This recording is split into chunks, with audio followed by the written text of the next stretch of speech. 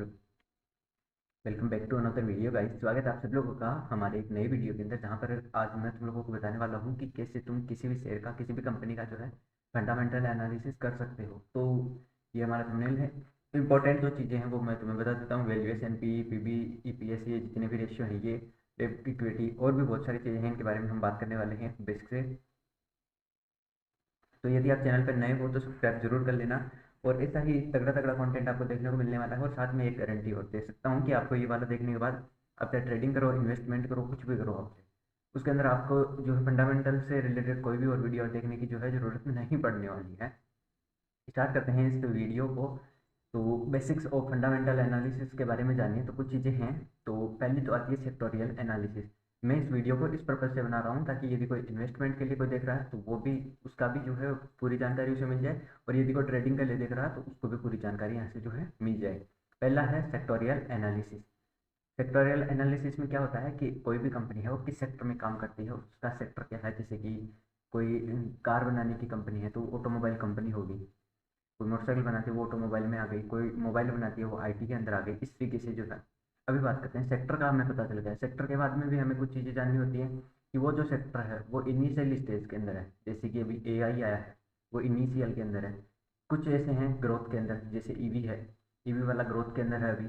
उसके बाद कुछ चीज़ें हैं मेच्योर के अंदर, मतलब जो सेक्टर, जिस सेक्टर वो कंपनी, हम जो है कंपनी के बारे में बात कर रहे हैं या स्टॉक के बारे में बात कर रहे हैं, पहले तो उसका सेक्टर क्या है। इन्वेस्टमेंट के बारे में यदि देखें, क्योंकि यहाँ पे सेक्टर्स के अंदर डाइवर्सिफाई करना होता है अपनी इन्वेस्टमेंट को, तो इसलिए हम ऊपर से टॉप से लेके चलेंगे कि कोई भी सेक्टर है उसके अंदर आपको इन्वेस्ट करना है और उसकी बेस्ट कंपनी में आपको इन्वेस्ट करना है, ना कि किसी ऐसे किसी स्टॉक को उठा के। तो उसके लिए हम बात करने वाले हैं यहाँ पे।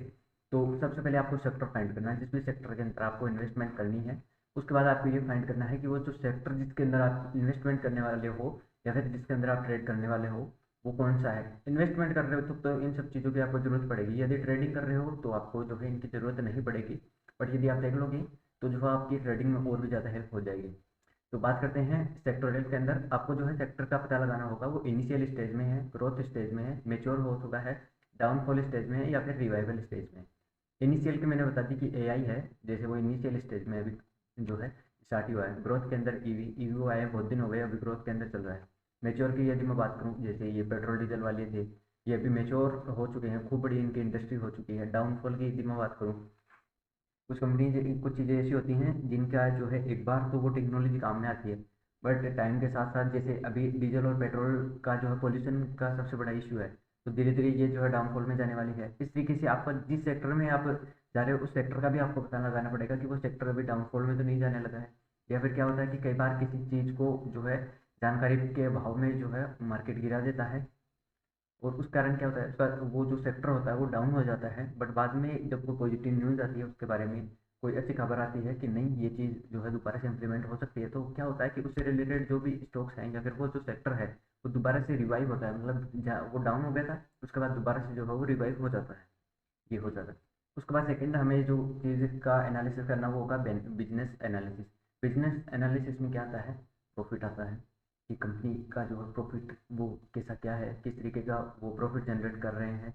सेकंड जो चीज़ है वो है एक्स्ट्रा एडवांटेज। एक्स्ट्रा एडवांटेज के बारे में सिंपल सा उदाहरण में यदि आपको दूँ, आपको बताओ कोको कोला एक जो है ब्रांड है, सॉफ्ट ड्रिंक ब्रांड, उसका जो रेसिपी है कोको कोला की वो किसी को भी नहीं पता है।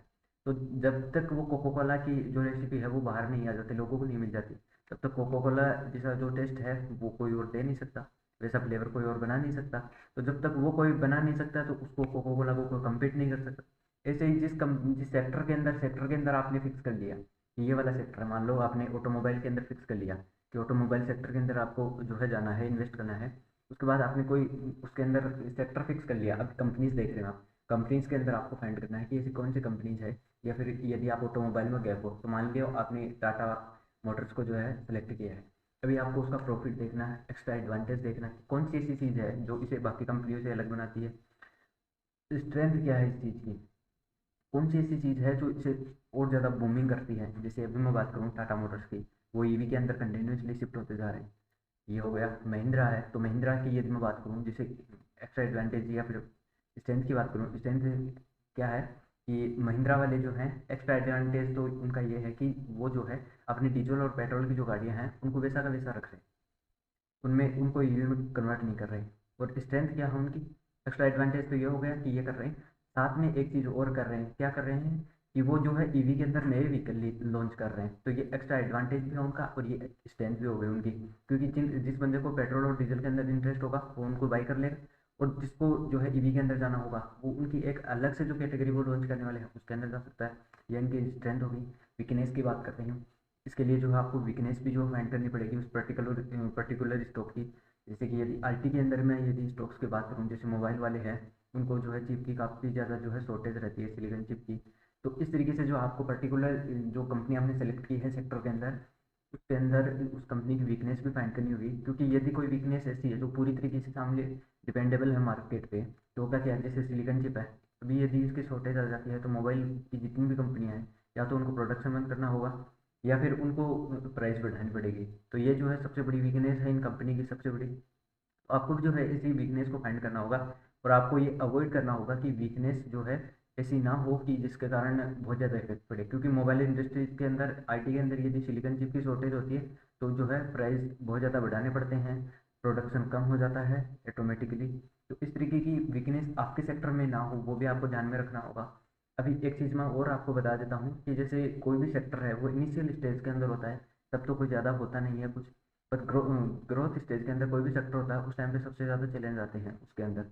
चैलेंज आने के साथ साथ एक चीज़ और होती है कि जो वीकनेस होती है वो पीक पे चली जाती है ग्रोथ के टाइम पे, क्योंकि आपने ये तो सुना ही होगा, जब भी कोई ऐसा काम करने के बैठते हैं प्रॉब्लम सबसे ज़्यादा आती है।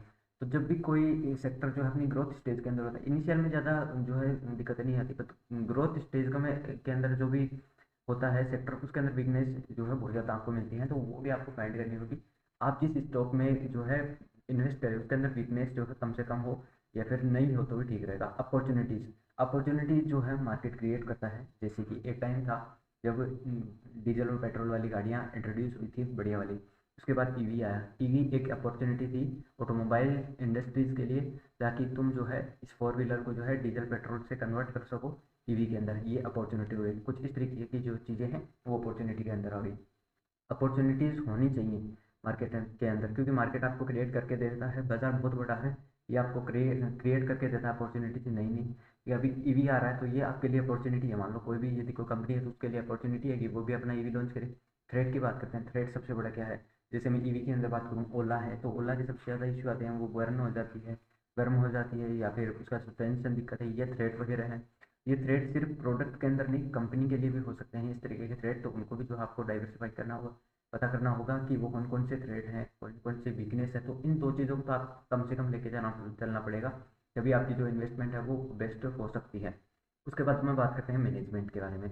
कंपनी का मैनेजमेंट उतना ही ज़्यादा डिपेंड करता है किसी कंपनी की ग्रोथ के लिए, जितना कि उसके बाकी फैक्टर, जैसे प्रॉफिट प्रॉफिट प्रोडक्ट सर्विस उनके जितना। तो आपको सबसे पहला तो ये ध्यान रखना है कि अभी जब आप इन्वेस्टमेंट कर रहे हो तो उसका मैनेजमेंट या मतलब सीईओ वगैरह जो है चेंज हुआ है कि नहीं हुआ है, उसके अंदर जो भी बंदे काम कर रहे हैं उनका एक्सपीरियंस कैसा है, उनका बैकग्राउंड कैसा है। बैकग्राउंड का मतलब प्रीवियस में यदि वो कहीं किसी कंपनी में रहे हैं और वो बैंकरप्ट हो गई या फिर कुछ और हो गया, तो उसका भी आपको जो है ध्यान रखना होगा। इसके लिए बेसिकली आपको जो है एनएससी की वेबसाइट पे जाना है, उसका जो भी, या फिर गूगल पे सीधे भी जिस भी कंपनी में आपको इन्वेस्ट करना है, सेक्टोरियल और बिजनेस के बाद आपके पास जो भी कंपनी बचती हैं, जो भी आपके पास टॉप कंपनी निकल जाती हैं, उनके आपको सीईओ फाइंड करने हैं गूगल पे जाके। सीईओ के बाद उनका एक्सपीरियंस फाउंड करना है, उनकी बैकग्राउंड जानना है कि पास्ट में कोई फ्रॉड वगैरह नहीं किया है। यदि यहाँ तक सब कुछ ठीक है, उसके बाद हम बात करते हैं वैल्यूएशन की। वैल्यूएशन के लिए जो है बहुत सारी चीज़ें हमें जो है फाइंड करनी होती है, और यही जो है सबसे इंपॉर्टेंट चीज़ है। इंपॉर्टेंट है बट ये डाटा के हिसाब से इंपॉर्टेंट है, ऊपर वाली चीज़ें भी इतनी ही ज़्यादा इंपॉर्टेंट है जितनी नीचे वाली है। और एक चीज़ मैं आप लोगों को बताने भूल गया, क्योंकि सेक्टोरियल एनालिसिस जिस तरीके से sector initial growth, mature, downfall और रिवाइवल स्टेज में होता है, वैसे कंपनी भी जो है वो भी इनिशियल ग्रोथ, मेच्योर और डाउनफॉल और रिवाइवल स्टेज के अंदर होती है। तो आपको ध्यान देना होगा, इनिशियल स्टेज के अंदर जो कंपनीज होती हैं वो बहुत ज़्यादा रिस्की होती हैं, हालांकि रिटर्न सबसे ज़्यादा मिलने के चांस जो है इनिशियल और ग्रोथ स्टेज की कंपनीज में होता है। मेच्योर स्टेज की जो कंपनीज है वो लॉन्ग टर्म के अंदर जो आपको उतना पैसा नहीं बना के दे सकती जितनी इनिशियल और ग्रोथ वाली बना के दे सकती हैं, क्योंकि बट रिस्क जो है मेच्योर में सबसे ज़्यादा कम हो जाता है। डाउनफॉल और रिवाइवल, रिवाइवल के अंदर आप कंसिडर कर सकते हो, इनिशियल जैसी स्टेज आ जाती है रिवाइवल के अंदर। तो मेच्योर की यदि मैं बात करूँ तो जैसे आज टाटा की कोई कंपनी उठा लो या फिर रिलायंस की जो पुरानी है, रिलायंस इंडस्ट्रीज देख लेते हैं। वैसे यदि किसी कंपनी में आप जो इन्वेस्ट करते हो तो वो मेच्योर हो चुकी हैं, वो मेच्योर कंपनीज है, तो उनके अंदर जो है आप रिस्क तो बहुत ज़्यादा कम कर लेते हो, बट आपके ग्रोथ परसेंट है वो कम हो जाएगा, रिटर्न ऑन जो इन्वेस्टमेंट होगा वो कम हो जाएगा आपका। अभी बात करते हैं वैल्यूएशन के अंदर कौन कौन सी चीज़ें आती हैं। तो पहली बात है मार्केट कैपिटलाइजेशन या मार्केट कैप, कितना उसका जो है उस कंपनी का मार्केट के अंदर कैपिटलाइजेशन है वो होगा उसका मार्केट कैपिटलाइजेशन, मार्केट कैप। उसके बाद आता है R O E, return on equity. R O C E, return on equity का मतलब ये है, ये जो रेशियो इनको मैं सिंप्लीफाइड करके तुम लोगों को बता देता हूँ कि कंपनी को जब भी फंडिंग की ज़रूरत होती है वो दो चीज़ कर सकते हैं, उनके पास क्या है, यदि मैं कोई कंपनी बनाता हूँ मेरे पास क्या है, उसका 100% शेयर है। तो अभी मैं क्या कर सकता हूँ, यदि मेरे को पैसे की ज़रूरत है या तो मैं कर्जा ले सकता हूँ किसी से, या फिर ये कर सकता हूँ कि तू मेरे इतने शेयर ले ले, उसके बदले मुझे इतना पैसा दे दे, ये कर सकता हूँ। तो ये जो एक्सचेंज करता हूँ मैं शेयर दे के, ये होगा इक्विटी, यानी रिटर्न ऑन इक्विटी का मतलब है कि कितनी इक्विटी या फिर कितना परसेंट शेयर मैंने दे के और वो जो फंडिंग की है वो की है। तो ये रिटर्न ऑन इक्विटी होता है कि मैंने इक्विटी दे के मतलब शेयर दे के कितना पैसा फंडिंग के अंदर जनरेट किया है वो रिटर्न ऑन करंट इक्विटी। इसकी यदि मैं बात करूँ, ये होता है कि डेबिट के अंदर और उसके अंदर मैंने जो किया है कि एक तो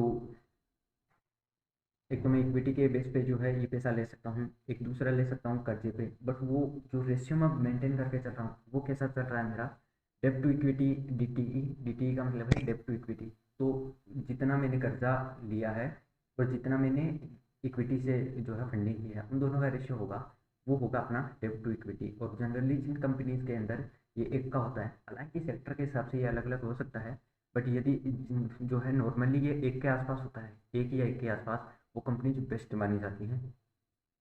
उसके बाद करते हैं इंटरेस्ट काउंटर रेशियो। ये है कि आपका जो है यदि किसी भी आप कंपनी में इन्वेस्टमेंट कर रहे हो तो उसके लिए एक चीज़ ध्यान में रखनी होगी कि जो यदि डेब्ट लिया है, कर्जा लिया है, तो उसके अंदर इंटरेस्ट भी आपको पे करना होगा। तो उसको जो काउंटर करने का मतलब जो इंटरेस्ट आ रहा है उनको भरना पड़ रहा है, उसको काउंटर कैसे कर रहे हैं, मतलब डेब्ट को कैसे उतार रहे हैं, वो रेशियो किस प्रकार का है वो भी आपको ध्यान में रखना होगा। डिविडेंड किस प्रकार का देते हैं, वो करंट रेशियो क्या है उनका, कैश फ्लो उनका कैसा है कि पैसा उनके पास कैसा आ रहा है वो भी आपको देखना होगा। मतलब ये बैलेंस शीट की चीज़ें हो गई। शेयर होल्डिंग सबसे इंपॉर्टेंट चीज़ है कि कोई भी कंपनी है, यदि मैं किसी कंपनी को जो है बनाता हूँ तो उसके अंदर मेरी 100% शेयर होते हैं। बट जैसे जैसे वो इनिशियल स्टेज के अंदर मेरे पास सारे हैं, बट जैसे जैसे मुझे उसको बढ़ाना होगा, ग्रोथ के लिए मेरे को फंडिंग चाहिए होगी, फंडिंग के लिए या तो मैं डेब्ट ले सकता हूँ या फिर इक्विटी, इक्विटी के बदले ले सकता हूँ। तो जैसे जैसे मैं इक्विटी निकालता हूँ उसी के साथ साथ जो है मेरे पास जो होल्डिंग होती है वो कम होती जाती है उस कंपनी की। तो ऐसे में होता क्या है कि वो शेयर होल्डिंग जो है कम होती जाती है। अब कुछ कंपनीज के अंदर क्या होता है कि वो जो है ये शेयर होल्डिंग है, ये कुछ कंपनीज तो ऐसी हैं जिनके के अंदर हालांकि जो सेबी का रूल है कि 75%, 75 से ज़्यादा जो है आप नहीं रख सकते, तो मैक्सिमम 75 में अपने पास रख सकता हूँ। बट होता क्या है कि कई बार जनरली लोग फंडिंग के चक्कर के अंदर जो है वो रिस्की होने के कारण उनका बैलेंस वो जो है बहुत ज़्यादा इक्विटी निकाल देते हैं। और मतलब वो यदि ये मानो कि मेरी कंपनी के 100 शेयर हैं या फिर 100 हिस्से हैं, उनमें से मेरे पास एक हिस्सा है, तो मैं क्या सोचूंगा यदि कंपनी डूब भी जाती है तो मेरा तो एक ही हिस्सा रहेगा। बट यदि मेरे पास 75 हिस्से हैं उस कंपनी के, उसके बाद डूबती है तो मेरा क्या होगा, सबसे ज़्यादा नुकसान मेरा ही होने वाला है। तो जितना ज़्यादा पहले तो प्रमोटर्स के पास कितना पैसा है, तो उस कंपनी में जो पैसा लगा रहे हैं ना जो प्रमोटर्स हैं उनके उनके पास कितना है वो ज़्यादा होना चाहिए। उसके बाद F I I D I मतलब फॉरेन इंस्टीट्यूट और डोमेस्टिक इंस्टीट्यूट है, उनके पास कितना क्या जो है उसका परसेंटेज है, कितने क्या शेयर उसके पड़े हुए हैं, होल्डिंग कितनी है उनके पास। या फिर ये भी आपको देखना होगा कि currently F I I D I जो है वो उसमें इंटरेस्टेड है या नहीं है, ये भी आपको देखना पड़ेगा। कई बार क्या होता है हम देख लेते हैं कि उसके अंदर जो है एफ आई आई और डी आई जो है इसके अंदर उनका जो है शेयर हैं, उनके एफ आई आई और डी आई के शेयर हैं इसके अंदर कुछ परसेंट। बट होता क्या है वो धीरे धीरे निकाल रहे होते हैं और उस पर हम ध्यान नहीं देते। उसके पीछे का जो कारण होता है क्योंकि उनको पता चल चुका होता है कि कंपनी अभी जो है डूबने वाली है, तो वो निकालने लगते हैं। उस चीज़ का भी आपको जो है बहुत ज़्यादा ध्यान देना होगा। यदि वो पैसा निकाल रहे हैं तो आपको भी जो है उससे झट से निकल जाना होगा या फिर उसमें एंटर भी नहीं करना होगा। वैल्यूएशन की बात करते हैं कि टोटल जो वैल्यूएशन है, मतलब आप जिस प्राइस पे कोई शेयर खरीद रहे हो, मान लो 100 रुपये की प्राइस पे आप कोई भी शेयर खरीद रहे हो, तो उसकी जो है एक शेयर की वैल्यू 100 रुपये आ रही है, तो उसकी टोटल वैल्यूएशन उस हिसाब से कितनी हो रही है वो आपको देखना है। और आपको जानना है कि यह 100 रुपये के अंदर यदि मैं कोई शेयर खरीद रहा हूँ, ये मेरे को महंगा तो नहीं पड़ रहा है, तो उसके लिए आपको जो है कुछ चीज़ों का ध्यान देना होगा, जैसे पी ई रेशियो।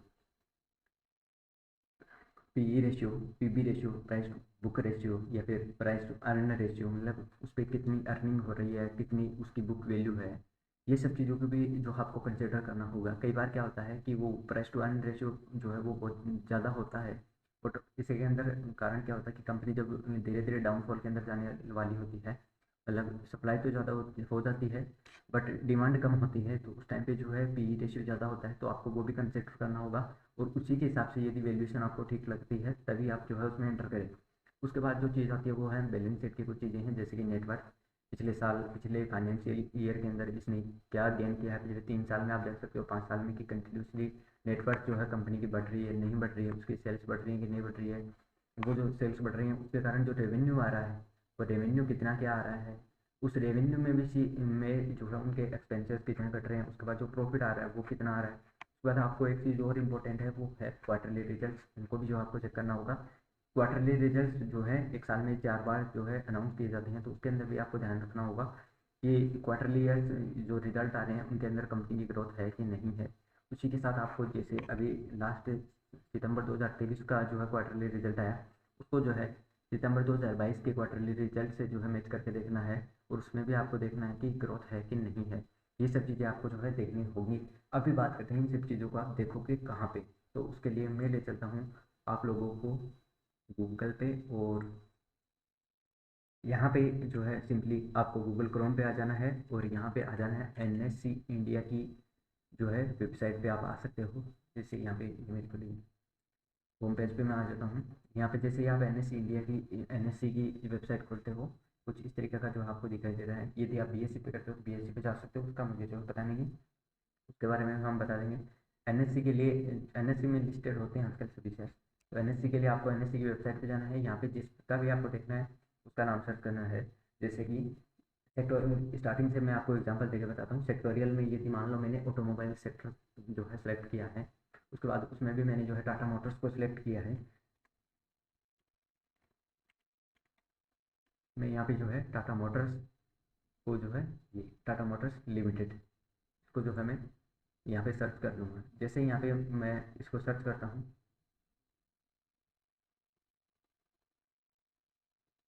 एक सेकेंड,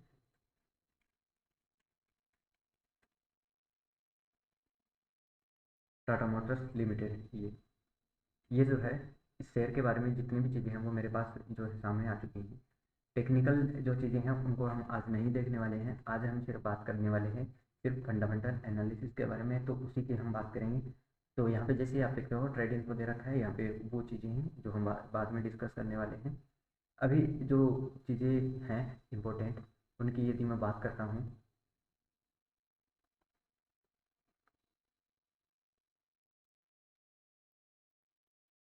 कॉर्पोरेट डिस्क्लोजर में चलते हैं, एनुअल रिपोर्ट्स के अंदर चलते हैं। यहाँ पे कुछ रिपोर्ट्स हैं, उनको आप डाउनलोड भी कर सकते हैं, यहाँ से डाउनलोड कर,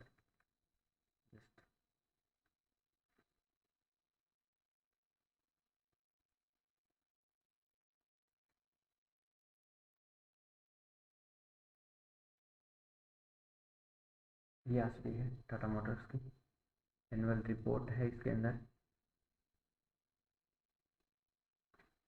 ये है, यहाँ पे जो है मेनली जो चीज़ें आप लोगों को दिखाई दे रही हैं वो मैंने जो बताया है उन चीज़ों को देखना सबसे ज़्यादा इंपॉर्टेंट है। अभी कुछ इंपॉर्टेंट चीज़ों के बारे में हम बात करते हैं कि हाईलाइट इसमें कौन से दे रखे हैं। तो ये जो एनुअल ईयर है 2022 से 23 का, इसके अंदर का जो है जो प्रॉफिट आफ्टर टैक्स जो बचा है वो है 2,02,690 करोड़ रुपये। इसके अंदर जो है 158 पेटेंट फाइल किए हैं। पेटेंट वही चीज़ है जो कंपनी की स्ट्रेंथ जो होती है वो पेटेंट से होते हैं सबसे ज़्यादा। आरडी स्पेंट ये हैं आपको। हाँ, मैंने वीकनेस के अंदर आपको एक चीज़ बताना भूल गया था कि वीकनेस के अंदर आपको जो है सबसे ज़्यादा ये भी ध्यान रखना है कि करंट रेशियो एक नाम आता है इसके अंदर। करंट रेशियो क्या होता है कि कंपनी पे जो ऐसे लाइबिलिटीज़ होती हैं, बहुत सारी चीज़ें ऐसी होती है। जैसे कोई भी यदि कोई बंदा दुकान करता है तो उसको जो है दुकान का बिल भी भरना पड़ता है, बिजली का बिल भी भरना पड़ता है। जैसे कंपनीज पे भी कुछ लाइबिलिटीज़ होती हैं, ऐसे खर्चे जिनसे कोई इन्वेस्टमेंट नहीं है बट उन खर्चों को भरना पड़ता है। तो वो जो खर्चे हैं उनको भरने के लिए उनके पास कितने एसेट हैं, वो जो है उनका करंट रेशियो कहलाता है। उसको भी जो है आपको कंसिडर करना पड़ेगा। उसके अलावा यदि तुम लोग ये चीज़ें देखना चाहते हो कि ये सिंप्लीफाइड वे के अंदर हमें कहाँ पे मिल सकती है, तो आप कोई भी ब्रोकर होगा उस पर भी जो है जाके आप देख सकते हो। जैसे कि यदि मैं एक ब्रोकर है ग्रो आपका, उसके ऊपर आपको जो है मैं लेके चलता हूँ। जैसे ये ग्रो का अकाउंट है, यहाँ पे आपने ओपन कर लिया, तो यहाँ पे जो है इस पर भी देख सकते हो, यहाँ पे आपको फुल डिटेल मिल जाएंगी। तो इसके अंदर यदि आप सिंपल इतने बड़े इन्वेस्टमेंट में जा रहे हो तो इतना बड़ा झंझट झंझट जो है आप कर सकते हो। बट नॉर्मली यदि आप ट्रेड के अंदर जाना चाहते हो या फिर आप स्विंग ट्रेड करना चाहते हो तो उसके लिए जो आपको इतना सब कुछ देखने का जो है ज़रूरत मेरे हिसाब से नहीं पड़ेगी। जैसे यहाँ पे भी आप देख सकते हो कि एडजस्टेड पी यहाँ पे दे रखा है 16.56, सिंबल भी ये दे रखा है 17.38। बट यहाँ पे जो है बहुत ज़्यादा मतलब फुल डिटेल के अंदर यहाँ पे दे रखा है। अभी यदि मैं बात करता हूँ, अभी जैसे अनाउंसमेंट यहाँ से आप देख सकते हो कि अनाउंसमेंट जो है रिसेंटली कौन सी हुई है, क्योंकि न्यूज़ का भी सबसे ज़्यादा जो है यहाँ पे इफेक्ट होता है। और अभी यदि मैं बात करूँ, जैसे एनुअल रिपोर्ट्स यहाँ पे हो गई, बोर्ड मीटिंग्स के बारे में यहाँ पे दे रखा होगा कब कब कौन सी हैं। कॉर्पोरेट एक्शंस की बात करूँ, डिविडेंड जैसे यहाँ पे दे रखा है कि ये डिविडेंड दिया है, फेस वैल्यू टू पे जो है डिविडेंड दिया है 2 रुपये पर शेयर के ऊपर। कब दिया है? 29 जुलाई 2023 को ये स्टार्ट हुआ था और 8 अगस्त तक जो आप ये कर सकते थे।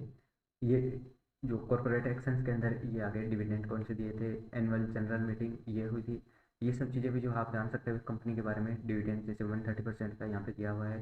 कंपनी डायरेक्टरी के बारे में जो आप जान सकते हो, कहाँ पे इनका ऑफिस है, कब क्या बनी थी, हिस्टोरिकल डाटा इनके बारे में जो भी है वो भी आप जान सकते हो पूरा का पूरा। उसके बाद बात करते हैं फाइनेंशियल रिजल्ट्स का, जो है आप यहाँ पे देख सकते हो कि क्वार्टर एंड हो रहा है 30 सितंबर 2023 को। इसकी जो है 2023 की लास्ट क्वार्टरली रिपोर्ट जो है ऑडिट हुई थी आई थी। तो इसके अंदर टोटल इनकम कितनी है वो आप देख सकते हो, 19,12,151 करोड़। उसके बाद प्रॉफिट आया जो टैक्स के बाद वो था 1,41,726 करोड़। उसके बाद जो नेट प्रॉफिट आया है वो आया है 1,26,964 करोड़, जो है नेट प्रॉफिट इनका बन गया है। उससे पहले जो जून के अंदर जो क्वार्टरली रिपोर्ट आई थी उसके अंदर जैसे नेगेटिव दे रखा है। उसके बाद जो मार्च में आई थी वो ये फिर दिसंबर वाली है, ये फिर 30 सितंबर 2022 की है। तो ये क्वार्टरली रिपोर्ट होगी। इसी तरीके से जो आप आपको बाकी की क्वार्टरली रिपोर्ट भी इसके अंदर देखने को मिल जाएगी, उनको भी जो आप मैच करके देख सकते हो कि कंटिन्यूसली जो प्रॉफिट बन रहा है वो बन रहा है कि नहीं बन रहा। सिंप्लीफाइड वे में मैं यदि तुम्हें बताता हूँ तो जैसे टाटा किसी भी ब्रोकर पे चले जाओ आप, वहाँ पे जो है आपको दिखा देगा।